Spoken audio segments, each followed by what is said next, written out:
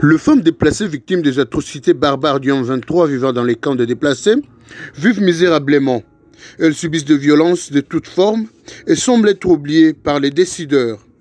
Ces propos sont de Odette Bouchachiré, cadeau de l'Union pour la démocratie et le progrès social UDPS en ville de Goma, en marge de la Journée internationale de la femme africaine, commémorée le 31 juillet de chaque année. Cette date serait consacrée à mémoire de ces femmes innocentes qui vivent dans les camps de déplacés environnants de la ville de Goma, a ajouté Odette Bouchachiré.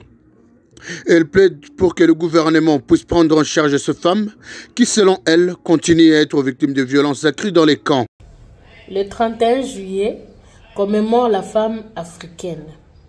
Une date importante car elle montre l'importance, le rôle essentiel que la femme joue dans le développement de l'Afrique, ainsi que dans sa lutte pour l'équité et l'égalité. Qu'en est-il de la femme africaine, la femme du Nord Kivu? Eh bien, la femme du Nord Kivu, c'est une femme aujourd'hui qui vit dans les camps des déplacés de guerre. Une femme qui subit des atrocités qui ne disent pas leur nom. Une femme qui jadis a nourri la province. Une femme qui a envoyé ses enfants à l'école. Une femme qui a œuvré et travaillé pour son foyer. Aujourd'hui, elle est dans les camps des déplacés de guerre à cause de cette guerre nous imposée par le Rwanda à travers le M23. La femme du Nord Kivu est confrontée à plusieurs défis, notamment les violences sexuelles dans les camps des déplacés et ne fait que subir ces violences au quotidien.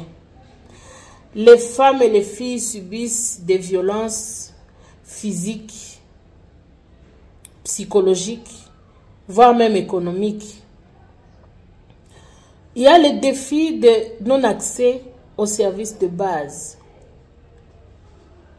Elle n'a pas accès à l'éducation. Elle n'a pas accès aux soins de santé de qualité. En plus, cette situation lui met dans une situation de vulnérabilité totale. Elle vit une pauvreté accrue. La femme du Nord Kivu. Et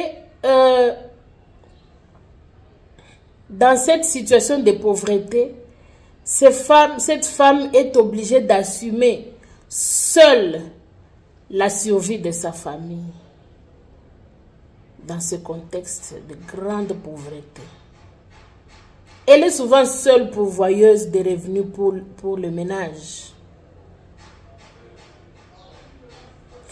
Face à cette situation, nous demandons aux autorités nationales, à la communauté internationale ainsi qu'aux organisations de la société civile de fournir des efforts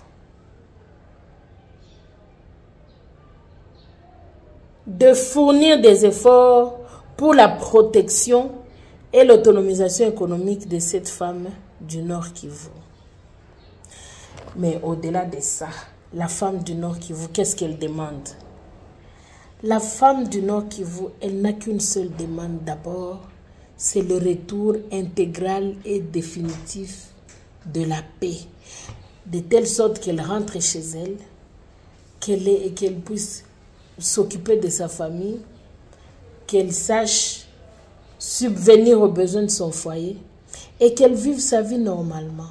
Notons, investir en faveur des femmes, accélérer les rythmes et les thèmes de cette année et souligne la nécessité urgente de donner la priorité aux investissements en faveur des femmes et d'accélérer le progrès dans nos sociétés.